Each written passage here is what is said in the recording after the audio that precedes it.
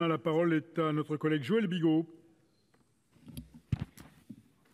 Monsieur le ministre, mes chers collègues, dans un rapport publié le 23 octobre dernier, la Cour des comptes, mais ça a été abondamment cité, pointait la dégradation continue de la qualité du service des transports express régionaux. Les magistrats y dénoncent notamment un sous-investissement récurrent dans les infrastructures. En France, l'âge moyen des voies est d'environ 30 ans, contre 17 chez nos voisins allemands. Le propriétaire chargé de leur entretien, SNCF Réseau, reconnaît que moins d'un tiers de ces lignes régionales sont en bon état. Cet état dégradé du réseau conduit à des retards, voire à des suppressions de trains pour des raisons de sécurité. Par exemple, la région des Pays de la Loire, a choisi de privilégier le ferroviaire. L'offre s'est accrue de 23 % sur la période 2012-2017, mais la fréquentation a stagné, car la concurrence est vive entre les TGV et les TER pour circuler sur des infrastructures ferroviaires saturées. C'est d'ailleurs pour cette raison que 3 liaisons quotidiennes viennent d'être supprimées entre Angers et Le Mans. Il existe une grande hétérogénéité de fréquentation des lignes. Certaines autour des métropoles sont surchargées et peuvent être inconfortables pour les voyageurs. D'autres concourent à l'aménagement du territoire et au désenclavement des zones rurales avec des gares parfois peu fréquentées. Ces dernières, déjà fragilisées par leur vétusté, doivent subir, comme l'ensemble du réseau, une réduction du nombre de contrôleurs dans les trains et de nombreuses fermetures de guichets. Dans ces conditions, comment les maintenir pour pouvoir offrir au public un égal accès à l'offre de mobilité ?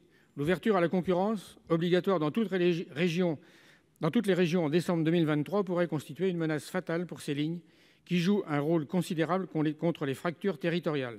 Le Premier ministre a annoncé la volonté d'investir 2 millions d'euros supplémentaires dans les infrastructures régionales à partir de 2022, alors que, selon le préfet Philizot, lors de son audition au Sénat, le besoin était évalué à 7,4 milliards d'euros pour la seule remise en état du réseau des lignes de desserte fine du territoire. Monsieur le ministre, une accélération des investissements s'avère donc indispensable. La sécurité de notre réseau en dépend. Quelle est la volonté de l'État pour décliner cette priorité ?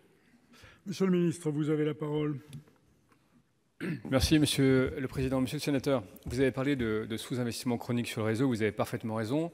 Vous avez souligné que notre réseau a en moyenne 30 ans d'âge, mais parfois, sur certaines petites lignes, c'est plus de 80 ans qu'ont les plateformes et les voies. Et la conséquence, c'est effectivement les retards et les suppressions. Mais la cause structurelle, c'est bien souvent les limitations de vitesse qui sont posées sur les voies et parfois des fermetures administratives qui conduisent les trafics à être arrêtés. Et c'est actuellement notre réalité. Pour y pallier, les chiffres que j'ai annoncés tout à l'heure et qui ont été votés au Conseil de SNCF Réseau sont bien ceux de 3,6 milliards d'euros. C'est 3 milliards d'euros pour le système voies et signalisation et c'est 600 millions d'euros pour les gares, pour répondre à votre question. Et puis s'y ajoute un plan RER métropolitain, 2,6 milliards d'euros sur 10 ans, qui permettra de désaturer les nœuds ferroviaires, comme on dit dans le jargon, et qui donnera priorité au transport du quotidien. S'agissant des petites lignes, vous avez raison de rappeler l'ambition.